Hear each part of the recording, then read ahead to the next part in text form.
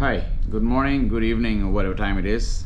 I hope you guys are tuned in and you got your ears all up to listen to something new. Well, today we are going to see something new. I'm going to give you a basic familiarization on this engine that you see right here. This is a MEGI, MAN BMW MEGI. That is a gas injected GIE. In the case that I'm going to talk about, GI is gas injection and E is ethane. So this video will give you a basic familiarization. It might be about 5 to 7 minutes or so. Do pay attention, do listen, do learn.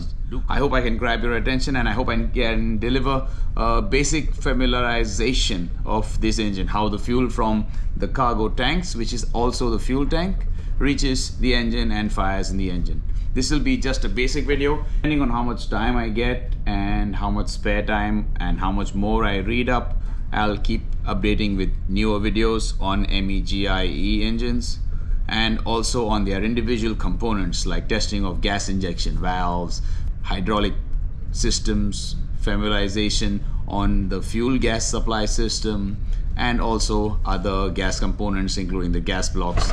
Okay, I've just got a new whiteboard.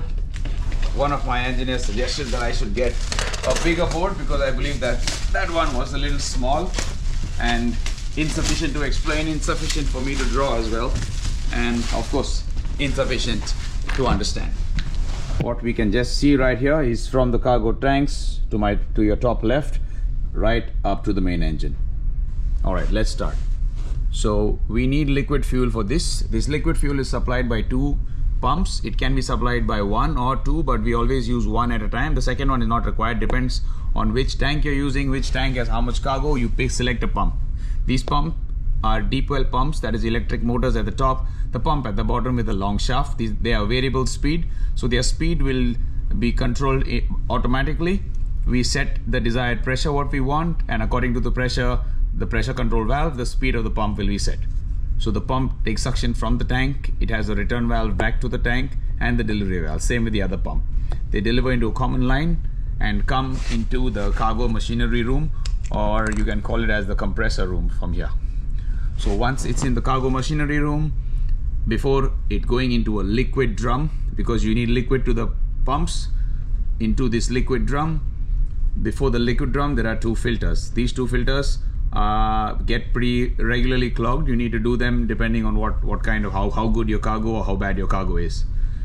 From the liquid drum there's a return line back to the tanks. You open whichever tank was selected. If you take tank 2, of course you want to transfer to tank 2. So whenever the system not in use, the pressure is controlled by this pressure control valve and it goes back to the tank. From the liquid drum has an outlet valve. From the outlet valve it goes to something called as the PVU unit, pump vaporizing unit. These are 3 reciprocating pumps driven by hydraulic pressure by this SHPS. SHPS is known as your hydraulic pressurizing system. S stands for second fuel or secondary hydraulic pressurizing system, because you already have a primary HPS to drive your ME engine. After that you have a high pressure filter, then it goes into a vaporizer. This vaporizer brings the temperature from minus 40 degrees to plus 45 degrees and converts it from liquid to gas.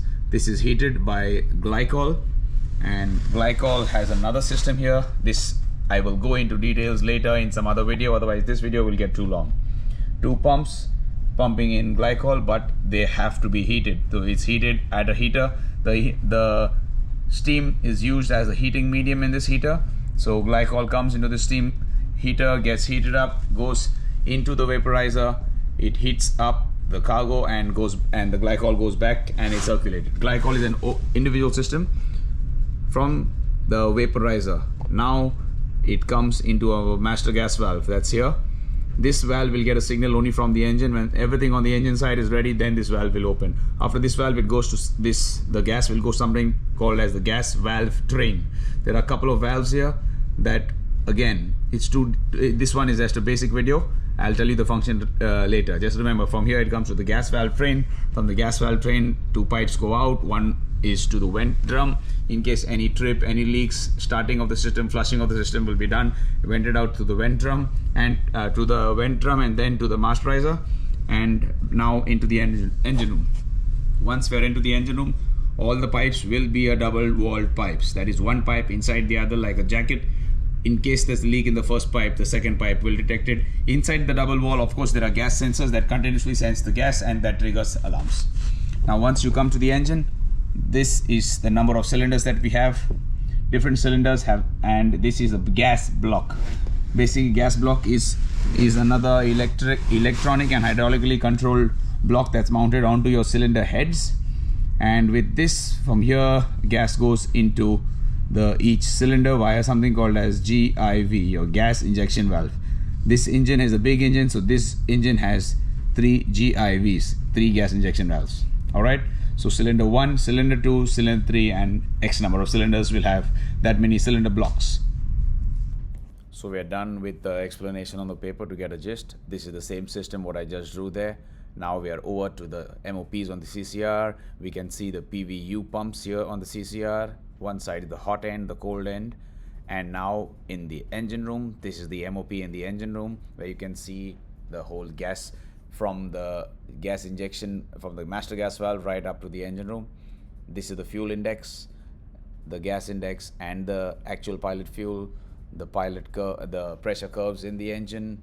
You can individually zoom into each of them, the fuel index on this computer. Well, that's all for now. So that was 6 minutes and 30 seconds of me just going blah blah blah. I hope you understood. If you did, then I'm happy. Do comment, do like. I'm certainly going to come up with more videos on how to test the system, what the systems are about, and let's hope I can deliver. Thanks. I cannot share you pictures of the manual. That's copyrighted by Man B&W. My training, whatever I'm explaining to you, is part what I learned in my training and what I'm reading the manuals and through my experience. Bye-bye. Take care.